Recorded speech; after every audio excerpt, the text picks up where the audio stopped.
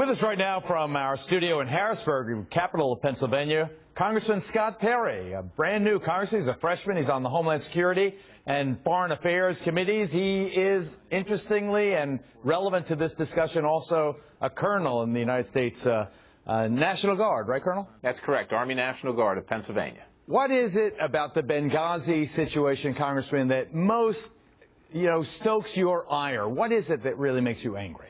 First of all, we feel that we have a trust issue with the administration. We can't get the answers that we want regarding any of it. And even the answers that we are getting, they're getting slowly, but they're forced and they are contradictory to testimony of Secretary Clinton at the time when she testified in January. So we wonder what else is missing, particularly the talking points regarding this spontaneous, eruption of the crowd that led to this attack.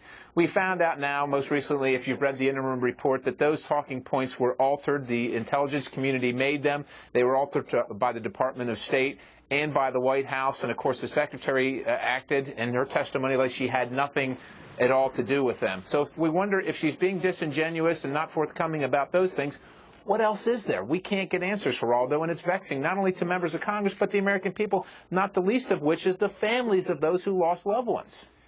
Do you think it is significant, these reports we're now hearing, that there were perhaps 3 al-Qaeda professional terrorist operatives on the scene there in Benghazi that night?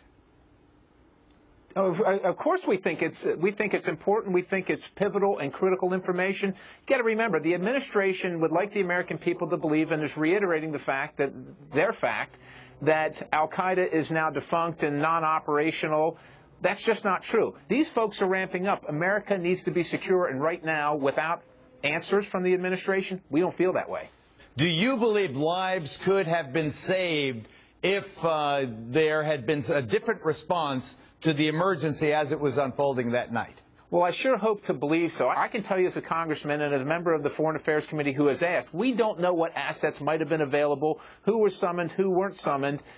We don't know those answers, and so we're very skeptical about the administration's claim that there was nothing that can be done. That might be true at the end of the day, but shouldn't we be able to verify that so that we can kind of self-assure ourselves?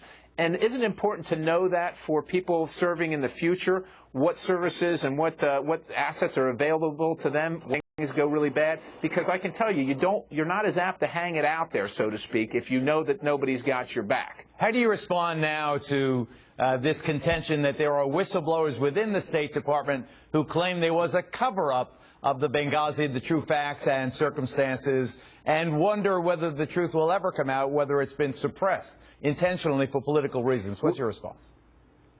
We have heard that in the past, and we wanted to do, with all due deference, give the administration pause on that to answer and so on and so forth, and give them the benefit of the doubt. But as the cacophony of those claims rises, we're duty-bound to find out what the truth is. If people are being suppressed from talking, I think that is going to be a very big deal.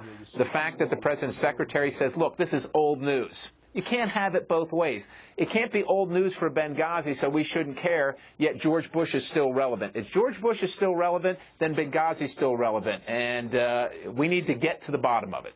Congressman Scott Perry, Colonel, thank you again for your service, and I hope you enjoy your terms in Congress there. Geraldo, thank you very much for the invitation. Coming up, we'll do a